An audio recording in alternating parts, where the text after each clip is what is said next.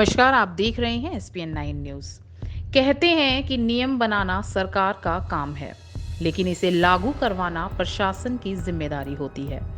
अब जहां एक तरफ तो योगी सरकार महामारी को रोकने के लिए हर संभव प्रयास कर रही है, वहीं कई अधिकारी अपनी जिम्मेदारियों को निभाने में घोर लापरवाही करने से नहीं चूक रहे हैं। आपको बताते चलें कि लखनऊ सीतापुर रोड स्थित नवीन गल्ला मंडी में रोज रात 12 बजे से सुबह 6 बजे तक करीबन 25,000 लोग बिना किसी सावधानी के व्यापार करने को मजबूर हैं।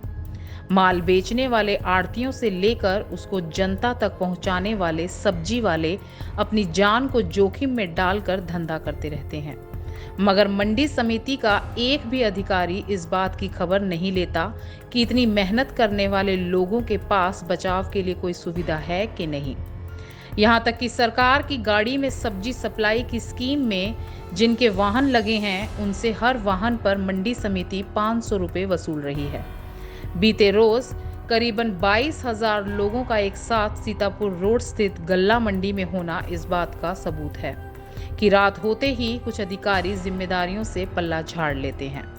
सूत्रों की माने तो मंडी सचिव उनके स्टाफ की मिलीभगत से प्रशासन द्वारा दिए गए सुविधाओं को भी जनता तक नहीं पहुंचाया जा रहा है।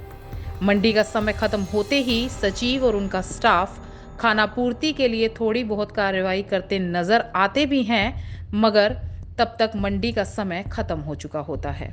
महामारी से बचने के लिए मंडी में कोई जरूरी बंदोबस्त तक नहीं है। मंडी किसी भी तरह की आपातकालीन स्थिति से निपटने के लिए तैयार नहीं है।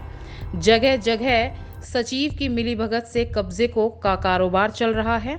निकासी द्वार के बाहर भी सचिव की मिलीभगत से सब्जी बिना किसी रिकॉर्ड के धड़ल्ले से बिक रही है, जिससे सरकार को राजस्व का नुकसान हो रहा है। ऐसे में यदि संक्रमण फैलता है तो इसकी जिम्मेदारी कौन लेगा?